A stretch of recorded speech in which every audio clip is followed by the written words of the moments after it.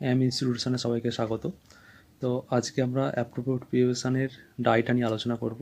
কারণ বিভিন্ন কারণে মৃত্যুর জন্য বিভিন্ন অ্যাপ্রোপ্রিয়েট প্রিপারেশন বসে। তো আমরা সেটা করতে গিয়ে বিভিন্ন সমস্যার সম্মুখীন হয় এবং ভুল করে ফেলি বেশিরভাগ ক্ষেত্রে।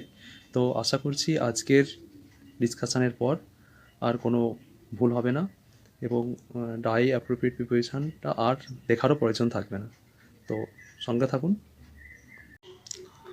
প্রথমে আমরা ডাই অফ নিয়ে আলোচনা করব। কলেরা বা কোনো রোগ বোঝালে ডাই অফ হয়, ঠিক আছে? তো আমরা এটাকে কীভাবে মনে রাখবো? খুব সহজভাবে আমাদেরকে মনে রাখাটাই আমাদের কাজ, যাতে ভুল না হয়। মনে রাখার কারণটা হচ্ছে কি, রোগ আর অফ, ঠিক আছে, একটা সম্পর্ক আছে। দেখুন, রোগের ক্ষেত্রে প্রথম অক্ষরটা কী আছে? র আছে। আর অফ কী কারণের জন্য হয়? অফ হয় রর জন্য। তো আমরা এটা মনে রাখবো, অফ হয় হচ্ছে কি রয়ের জন্য। তো আমরা এইভাবে মনে রাখবো যে রোগ কোনো কিছু থাকলে, যেহেতু রোগের প্রথম অক্ষর র, তো অফ হবে। এবার ডাইফর, অর্থাৎ দেশের জন্য মরিলে ডাইফর হয়। আমরা এটাকে কীভাবে সহজভাবে মনে রাখবো? আমরা বলি না যে মেড ফর ইচ আদার, অর্থাৎ একটা ভালোবাসার সম্পর্ককে আমরা এটাতে রিলেট করি। এখানেও তাই, যে সৈন্যরা বা দেশের প্রতি ভালোবাসা থেকেই তাদের আত্মবলিদান দেয়, ঠিক আছে? তো এখানেও একটা ভালোবাসার সম্পর্ক বোঝাচ্ছে। তো আমরা ডাই ফর দিয়ে এটা মনে রাখবো। ডাই ফ্রম, ড্রাই ফ্রম কখন হয়? কোনো কিছুর প্রভাবে বা ফলে মারা গেলে ডাই ফ্রম হয়, ঠিক আছে? এক্সাম্পল এখানে কী দেওয়া আছে? He died from overwork. আমাদেরকে মনে রাখতে হবে খুব সহজভাবে। আমরা যদি একটুখানি ভাবি যে আইটি সেক্টরগুলোতে প্রচণ্ড কাজের প্রেশার থাকে, ঠিক আছে?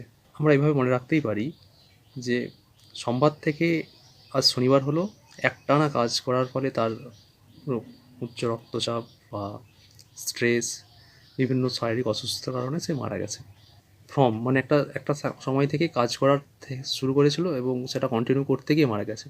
যেহেতু শুরু করেছিল কোনো একটা সময় থেকে ফ্রম, তাহলে ওভারওয়ার্কের জন্য মারা গেলে আমাদেরকে সহজেই মনে রাখতে হবে যে ডাই ফ্রম হলে সেটা হচ্ছে ওভারওয়ার্কের কারণে মৃত্যু হয়েছে। এভাবে মনে রাখার চেষ্টা করতে হবে। তো থ্রু, অবহেলার কারণে মারা গেলে ডাই থ্রু হয়। কীভাবে আমরা মনে রাখবো এটাকে সহজভাবে? থ্রু মানে মধ্যে দিয়ে। আমরা বলি না যে আমরা অনেক বাধা বিপত্তি, অবহেলা, লাঞ্ছনার মধ্যে দিয়ে সফলতা পাই, ঠিক আছে? তো ডাই থ্রু তখনই ব্যবহার করব যখন কোনো নেগলেক্টের কারণে মৃত্যু হবে, তখন আমরা ডাই থ্রু ব্যবহার করব। ডাই ইন, যুদ্ধক্ষেত্রে মারা গেলে ডাই ইন হয়, ঠিক আছে? এক্সাম্পল এখান থেকে আছে সোল্ডার্স ডায়েট ইন ওয়ার্স। তো কীভাবে মনে রাখবো আমরা সহজভাবে? তো কাশ্মীর বর্ডারে যুদ্ধ হচ্ছে, তো যখন যুদ্ধ হচ্ছে সেটা একটা যুদ্ধক্ষেত্রে পরিণত হয়েছে। সেই যুদ্ধের সময় কোনো সৈনিক মারা যাচ্ছে, ওই যুদ্ধক্ষেত্রের মধ্যে কোনো সৈনিক মারা যাচ্ছে, সেক্ষেত্রে ডাই ইন আমরা ব্যবহার করব। অর্থাৎ একটা ব্যাটেল ফিল্ড তৈরি হচ্ছে, যার মধ্যে সৈন্য মরছে, যেহেতু তার মধ্যে সৈন্য মরছে, তাই যুদ্ধক্ষেত্রে মারা গেলে ডাই ইন আমরা করি। এবার হচ্ছে গিয়ে বাই, তাহলে ভায়োলেন্স বা ওয়েপনের দ্বারা মৃত্যু হলে ডাই বাই হয়, ঠিক আছে? আমরা এটাকে মনে রাখবো কীভাবে? আমরা দেখেছি হিন্দি ফিল্মে, হ্যাঁ, অনেক ভিলেনরা কাউকে মারার আগে বলছে গুড বাই, বলে বন্দুক থেকে গুলি চালিয়ে দিল বা কোনো অস্ত্র দিয়ে তাকে মেরে দিল। তো সেক্ষেত্রে এটাই মনে রাখবো যে গুড বাই, এখানে বাই, ডাই বাই মানে কোনো অস্ত্র দিয়ে মারার আগে যে গুড বাই বলে, সেটার সঙ্গে রিলেটেড করে আমাদের এটা মনে রাখতে হবে। তো এই ছিল ডায়ের অ্যাপ্রোপ্রিয়েট প্রিপোজিশনগুলি। আশা করি এরপর আমরা এটা নির্ভুলভাবে করে আসতে পারবো। Thank you.